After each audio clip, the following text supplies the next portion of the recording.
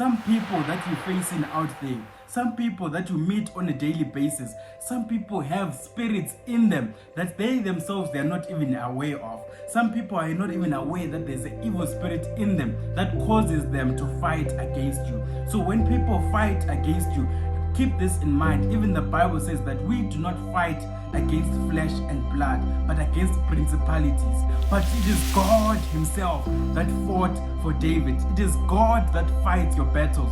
It is God that will make a way for you. I don't know what it is that you're facing today, but it is only God that will make a way for you. Greetings once again and welcome back to the channel, guys. Welcome back. Now, if you haven't subscribed to the channel, hit the subscribe button and hit as well the notification bell so that you do not miss when a new video comes up, right? So now also remember, guys, you are now available on Anchor, Spotify, as well as on Apple Podcast. We are now available on those three platforms, and you can be sure to follow us as well on those three platforms. Now as well, guys, remember we are now available on TikTok at Sinner Saved By _grace, and you can find us as well on that platform. Now also to my podcasters, you can find us as well on YouTube at Ashley Gerera. Yes, that's right, Ashley Gerera, and you can find us as well on YouTube. Now today we're going to be talking about, don't worry, God will make a way for you. Does it seem like the road is blocked? Does it seem like you've come to an end? Does it seem like there is no hope? Don't worry, God will make a way for you. And that is what we're going to be talking about today. Now, without wasting further time, we are going to be reading from the book of 1 Samuel chapter 19, verse 14, 15, and 16, and find out what was happening here so that we can then get into our message for today. So let us read on 1 Samuel chapter 19, verse 14, 15, and 16, and it reads as follows. And when Saul sent messengers to take David, she said, "He is sick." And Saul sent the messengers again to see David, saying, "Bring him up to me in the bed, that I may slay him." Verse 16. And when the messengers were come in, behold, there was an image in the bed, with a pillow of God's hair for his bolster. Now, if we read what just happened here, Saul, we talked about it in the previous episode, that Saul wanted to slay David, right? Saul wanted to slay David. And when these things were happening, it says that now David was married to Saul's daughter, right? Which her name is Michal, right? Michael or Michal or Michael or Michelle, however you want to pronounce it. But Saul's daughter was married to David. So now it came a point whereby Saul decided to say, you know what, I've had enough of this David guy. Let me just get rid of him once and for all. And you find this in chapter 19. Then Saul then decides to say, you know what, I'm going to slay him once and for all. And when we go to verse 14 and verse 15 and verse 16, it says that when he sent messengers to look upon David. Now Michal had then decided to take David down through the window, because she knew that her father wanted to slay David, right? And then when we read further down, it says that when Saul then discovered that there was an image that was put in to act as a disguise, to make sure that, to pretend as if David was still there, whereas he was already gone, right? And when he figured this out, it says that he was angry and he started asking his daughter, "Why did you do this? Why did you deceive me? When don't you know that I wanted to slay this guy?" Right? And this is what happened in this scenario. So now then the message then comes to us, right? And the Bible and God is telling you today that do not worry, God will make a way, right? Now, when David had gone into the chambers of Michal, when David had gone into these chambers, right, it says that the daughter of Saul told him and said, "My father wants to slay you," right? "So let me rather make a way for you. Let me rather make a way for you and decide that you should go down through the window. So today I might be asking you a question. What are you looking at that looks like you have reached a dead end? What is it that you're looking at and you're telling yourself that no, I don't see a way out. I have no idea how I am going to escape this situation. Today's message is for you today, and God is saying to you today that don't worry, God will make a way for you. Now, there was only one door to go into Michelle's chambers, but there was another window to go throughout as well of Michelle's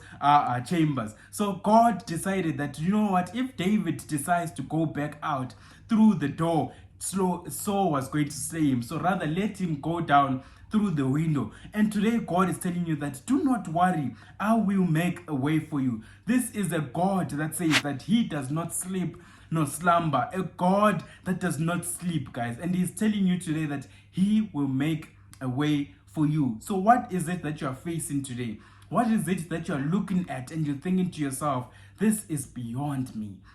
I just don't know how I am going to deal with this situation.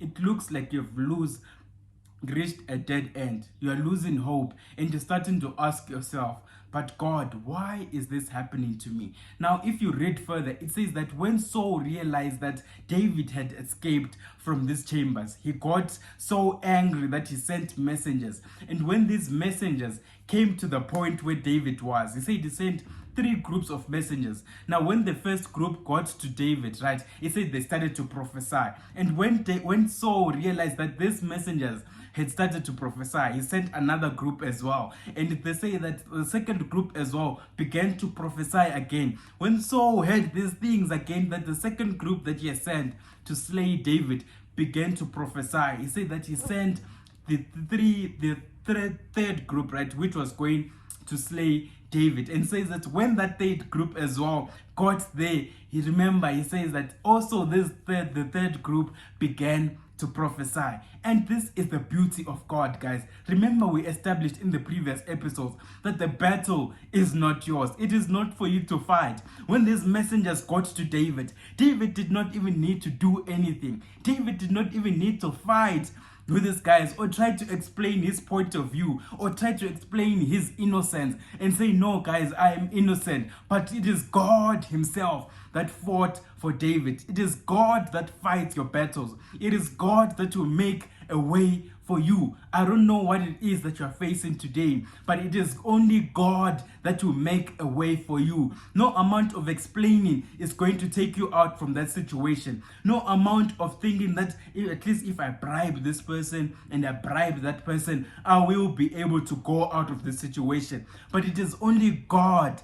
God is the one that will be able to take you out from that situation. Now, when you read further again in the Bible tells us that when Saul heard that 3 of his groups had gone and were not able to come up with the results and they were not able to slay David, it says that Saul himself decided that, you know what, I am going to go there myself and decide to slay David. And the Bible clearly puts it for us that when Saul decided to go there, guys, when Saul decided to go there himself, he says that when he got to the place where David was, this is the beauty of God, guys. When Saul himself, when the enemy decides to come to you face to face to decide to destroy you, it says that when Saul got to that point, it says in the Bible that even Saul himself began to prophesy. Even Saul himself began to prophesy.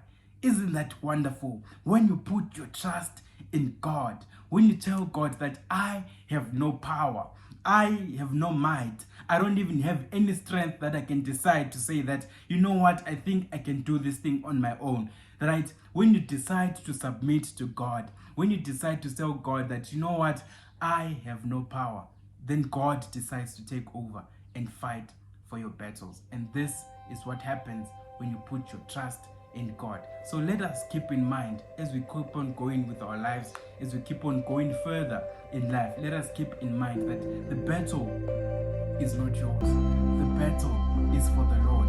And when it seems all hopeless, when all hope is gone, when you see like there's no way out, remember, it is not your battle to fight. It is God that fights for you. It is God that will make a way for you. I don't know what you're facing today in life. I don't know what it is that you're looking at, and it looks like a hopeless situation, right? Remember, trust in God. He said He is a God that will never leave you nor forsake you. He is also a God that says that He does not sleep nor slumber. He sees your situation. Trust Him. Trust the process. Put your trust in God and make sure that in everything that you do, acknowledge Him in everything that you do, and He will make your paths straight. May God bless you. Maybe this is the sign that you needed in your life to tell you that, you know what, am I really going on the right path? Is this friendship circle the right one? Is this relationship really the right one? And God